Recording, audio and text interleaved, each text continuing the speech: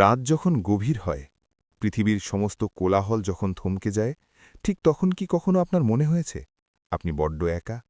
যখন আপনার চারপাশের প্রিয় মানুষগুলো গভীর ঘুমে আচ্ছন্ন, দুনিয়া যখন ব্যস্ত তার রঙিন মিউজিক আর বিনোদন নিয়ে, ঠিক তখন হয়তো আপনার চোখের কোণে এক ফোঁটা জল জমা হয়েছে। আপনি কি জানেন সেই এক ফোঁটা জল কতটা মূল্যবান? যখন কেউ আপনাকে দেখছে না, তখন আপনি জায়নামাজে সেজদায় গিয়ে অঝরে কাঁদছেন। আপনার বুক খেটে কান্না আসছে, গলার আওয়াজ রুদ্ধ হয়ে যাচ্ছে, কিন্তু আপনি আপনার সমস্ত অভিযোগ, সমস্ত আকুতি আর হৃদয়ের সমস্ত জমাটবদ্ধ আক্ষেপ আপনার রবের কাছে ঢেলে দিচ্ছেন। আপনি জায়নামাজের উপরে সেজদা অবস্থাতে অঝরে কান্না করছেন, নিজের সমস্ত রকম অভাব, অভিযোগ, আকুতি, আক্ষেপ আপনার রবকে শেয়ার করছেন। সবাই যখন দুনিয়া নিয়ে ব্যস্ত, তখন আপনি রবের ভালোবাসা পাওয়ার জন্যে, রবের প্রেম পাওয়ার জন্যে, রবের মহব্বত পাওয়ার জন্যে, রবের দয়া পাওয়ার জন্যে, রবের শরণাপন্ন হয়েছেন এবং একজন অসহায়ের মতো আপনার মনের সমস্ত কথাগুলো আপনার রবের কাছে শেয়ার করছেন। আপনি বলছেন, আল্লাহ, আমি জানি আমি গুনাহ করেছি, আমি জানি আমি অপরাধ করেছি, কিন্তু আপনার রহমতের কাছে, আপনার দয়ার কাছে, আপনার ক্ষমার কাছে কি আমার গুনাহ খুবই বড়? আমি জানি আমি অনেক বড় গুনাহগার, কিন্তু আপনি তো ক্ষমা করতে ভালোবাসেন। আপনি ছাড়া আমি তো অসহায়। যদি আপনিই আমার থেকে মুখ ফিরিয়ে নেন, তাহলে আমি কার কাছে যাব, কোথায় যাব? আল্লাহ, তুমিই তো রহমান, তুমিই তো গফ্ফার, তুমিই তো সত্তার, তুমিই তো খালিক, তুমিই তো মালিক। তোমার কাছে চাইব না তো কার কাছে চাইব? তোমার শরণাপন্ন হব না তো কার শরণাপন্ন হব?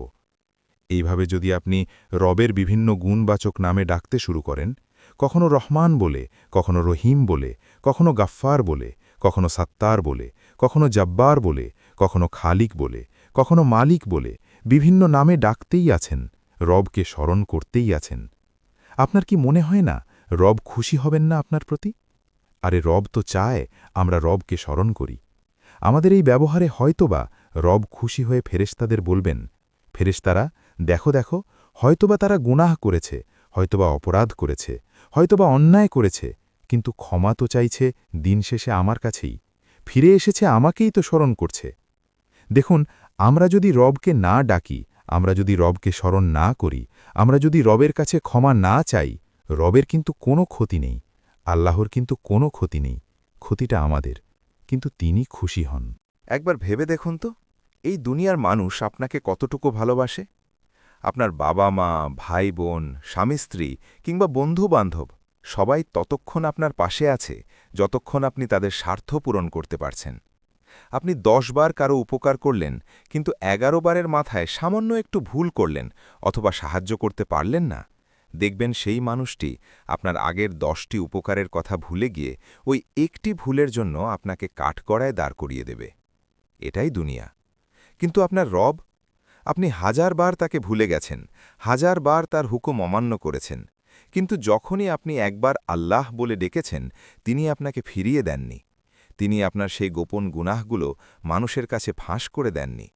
ভাবুন তো, আপনার ভেতরের অন্ধকারগুলো যদি আজ মানুষ জেনে যেত, কেউ কি আপনাকে সম্মান করত? কেউ কি আপনার পাশে বসত? না। কিন্তু আল্লাহ সাত্তার, তিনি আপনার দোষগুলোকে ঢেকে রেখেছেন। শুধু ঢেকেই রাখেননি, আপনি যখন তওবা করেন, তিনি সেই গুনাহগুলোকে নেকিতে বদলে দেন। সুবহানাল্লাহ! এর চেয়ে বড় ভালোবাসা আর কার কাছে পাবেন? মাঝে মাঝে আমাদের মনে প্রশ্ন জাগে, আমিই কেন, আমার সাথেই কেন বারবার এমন হয়? আমরা যখন কঠিন বিপদে পড়ি, যখন চারদিকের সব দরজা বন্ধ হয়ে যায়, যখন নিজের ছায়াও অন্ধকার ঘরে সঙ্গী দেয় না, তখন আমরা বড্ড একা হয়ে পড়ি। কিন্তু আপনি কি জানেন, এই একাকিত্ব আসলে রবের পক্ষ থেকে আসা একটি গোপন দাওয়াত? আসলে আমরা যখন খুব সুখে থাকি, যখন পকেটে টাকা থাকে, শরীরে শক্তি থাকে আর চারপাশে প্রিয় মানুষের ভিড় থাকে, তখন আমরা অবচেতনভাবেই আমাদের স্রষ্টাকে ভুলে যাই। আমরা মনে করি এই সুখ বুঝি আমাদের চিরস্থায়ী। তাই দয়াময় আল্লাহ মাঝে মাঝে আমাদের জীবনে ছোটখাটো ঝড় পাঠিয়ে দেন। তিনি চান আপনি যেন এই পৃথিবীর মেকি কোলাহল ছেড়ে নির্জনে তাকে একবার আল্লাহ বলে ডাকেন। তিনি আপনার ওই ভাঙা হৃদয়ের আর্তনাদ শুনতে চান। দুনিয়ার মানুষ আপনার চোখের জল দেখলে বিরক্ত হয়, কিন্তু আপনার রব আপনার এক ফোঁটা চোখের জলের অপেক্ষায় থাকেন। বিপদ মানেই গজব নয়, বিপদ মানেই আপনার রবের আপনাকে মনে করার একটি বিশেষ মাধ্যম। তিনি আপনাকে একা করে দেন যাতে আপনি বুঝতে পারেন যে এই নশ্বর পৃথিবীতে কেউ কারো নয়। দিন শেষে, হে বান্দা, আমি ছাড়া তোমার আর কেউ নেই। আপনি যখন আপনার কঠিনতম সময়ে সব আশা ছেড়ে দিয়ে কেবল তাঁকে স্মরণ করবেন, তিনি আপনার জন্য এমন সব কুদরতি পথ খুলে দেবেন যা আপনার সাধারণ মস্তিষ্ক কখনো কল্পনাও করতে পারেনি। আপনার অন্ধকার রাতগুলো আসলে আপনার জীবনের সবচেয়ে বড় আলো পাওয়ার প্রস্তুতি মাত্র। আমাদের মাঝে এক ধরনের সূক্ষ্ম অহংকার কাজ করে। আমরা ভাবি, আমি তো নামাজ পড়ছি, আমি তো তসবিহ গুনছি, আমি তো দান খয়রাত করছি, জান্নাত তো আমার পাওনা। কিন্তু একবার বুক পেতে ভাবুন তো, আমাদের এই আমলগুলো কি সত্যিই ত্রুটিমুক্ত? আমরা যখন নামাজে দাঁড়াই, আমাদের মন পড়ে থাকে বাজারের হিসাবে, দুনিয়ার চিন্তায়। আমাদের প্রতিটি সাজদা কি শতভাগ নিষ্ঠার সাথে হয়? সত্যি বলতে, আমাদের কারোর আমলই এতটা খাঁটি বা নিখুঁত নয় যে তা দিয়ে জান্নাতের মতো মহা নেয়ামত কেনা সম্ভব। যদি আল্লাহর ইনসাফ বা বিচারের পাল্লায় আমাদের আমল মাপা হয়, তবে আমরা ধ্বংস হয়ে যাব।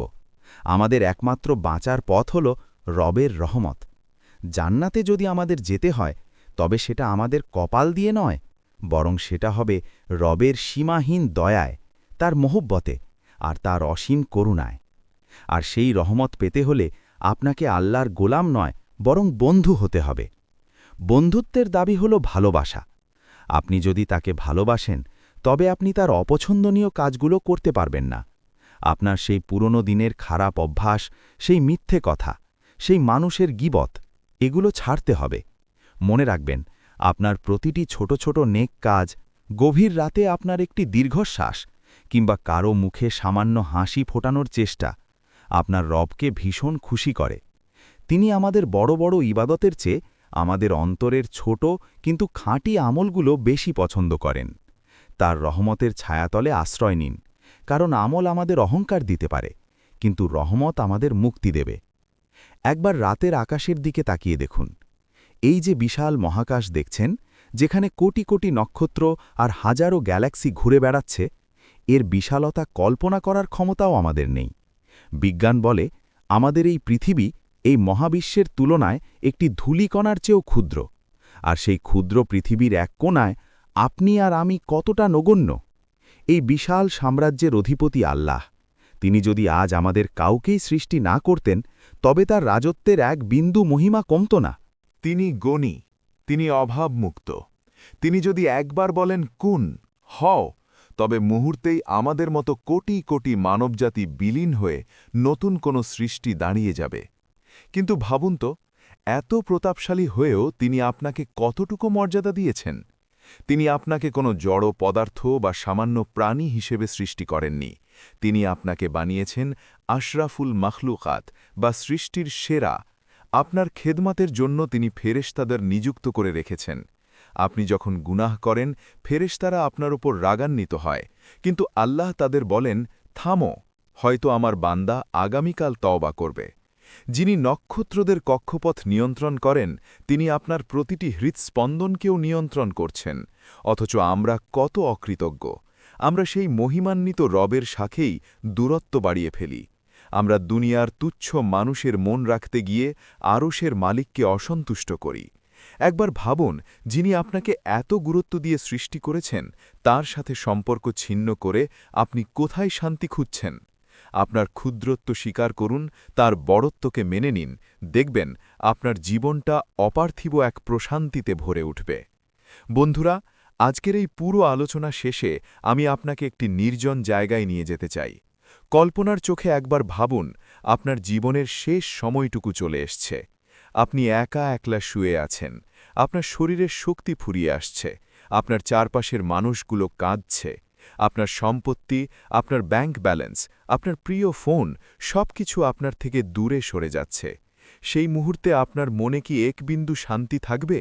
আপনার কি মনে হবে না যে সারা জীবন যাদের জন্য আপনি আপনার রবকে ভুলেছিলেন, তারা আজ আপনার জন্য কিছুই করতে পারছে না? আসলে এই পৃথিবীটা একটা মায়াজাল। আমরা এখানে এসেছি মাত্র কয়েকদিনের মুসাফির হয়ে। আমরা আয়নার সামনে দাঁড়িয়ে আমাদের চেহারা সাজাই, কিন্তু কখনো কি ভেবে দেখেছি সেই অন্তরের কথা যা কেবল আল্লাহ দেখেন? আমরা মানুষের মন জয় করার জন্য কত কি করি, কিন্তু যিনি আমাদের অস্তিত্ব দিয়েছেন সেই মালিকের মন জয় করার কথা কি একবারও ভেবেছি? আজকের এই ভিডিওর শুরুতে আমি বলেছিলাম সেই সেজদার কথা, যেখানে আপনি অঝরে কাঁদছিলেন। বিশ্বাস করুন, ওই চোখের পানি আপনার জীবনের শ্রেষ্ঠ সঞ্চয়। মানুষ যখন আপনার দোষ খোঁজে, আল্লাহ তখন আপনার তওবা খোঁজেন। মানুষ যখন আপনার ব্যর্থতা নিয়ে উপহাস করে, আল্লাহ তখন আপনার প্রচেষ্টাকে কবুল করেন। আপনি হয়তো ভাবছেন, আমি তো অনেক গুনাহ করেছি, আমি তো নামাজ ঠিকমতো পড়িনি, আমি তো কত মানুষের মন ভেঙেছি, আল্লাহ কি আমাকে ক্ষমা করবেন? আপনার এই সংশয়কে আজ বুক থেকে ঝেড়ে ফেলুন। শয়তান আপনাকে নিরাশ করতে চায়, কিন্তু আপনার রব আপনাকে আশা দিতে চান। তিনি পবিত্র কোরআনে বলেছেন, হে আমার বান্দারা, যারা নিজেদের উপর জুলুম করেছ, তোমরা আল্লাহর রহমত থেকে নিরাশ হইও না। ভাবুন তো, কতটা ভালোবাসলে একজন মালিক তার অবাধ্য গোলামকে এভাবে ডাকতে পারেন? আপনি হয়তো আজ হার মেনে নিয়েছেন নিজের কাছে, কিন্তু আপনার আল্লাহ আপনার উপর থেকে এখনও আশা ছেড়ে দেননি। তিনি তো সেই সত্তা, যিনি রাত হলে আসমানে নেমে আসেন এবং ডাকতে থাকেন, কে আছো অভাবী, আমি তাকে দেব, কে আছো ক্ষমা প্রার্থী, আমি তাকে ক্ষমা করব। তাই আজকের এই রাতটি হোক আপনার পরিবর্তনের রাত। আজকের এই চোখের পানি হোক আপনার নাজাতের উসিলা। আপনি যখন ভিডিওটি শেষ করে উঠে দাঁড়াবেন, তখন শুধু একটি সিদ্ধান্ত নিন, আজ থেকে আমি আমার রবের হব। আপনি 5 ওয়াক্ত নামাজে সেই শান্তি খুঁজে পাবেন যা পৃথিবীর কোনো মিউজিকে নেই। আপনি রবের জিকিরে সেই তৃপ্তি পাবেন যা কোনো ধনসম্পদে নেই। মনে রাখবেন, মৃত্যু আমাদের দরজায় কড়া নাড়ছে। কার শেষ সময় কখন আসবে কেউ জানে না। আজ আপনি সুস্থ আছেন, নিঃশ্বাস নিচ্ছেন, এটা রবের দেওয়া এক বিরাট সুযোগ। এই সুযোগকে হেলায় হারাবেন না। আপনি যখন অন্ধকারে একা থাকবেন, আপনার আপনজনরা যখন আপনার কবরের উপর মাটি দিয়ে চলে আসবে, তখন শুধু আপনার আমল আর আপনার রবের মহব্বতই হবে আপনার সাথী।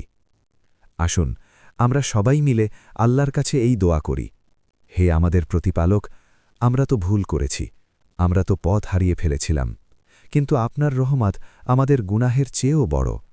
আপনি আমাদের সেই সিজদার স্বাদ দিন যা আমাদের অন্তরকে পবিত্র করে দেয়।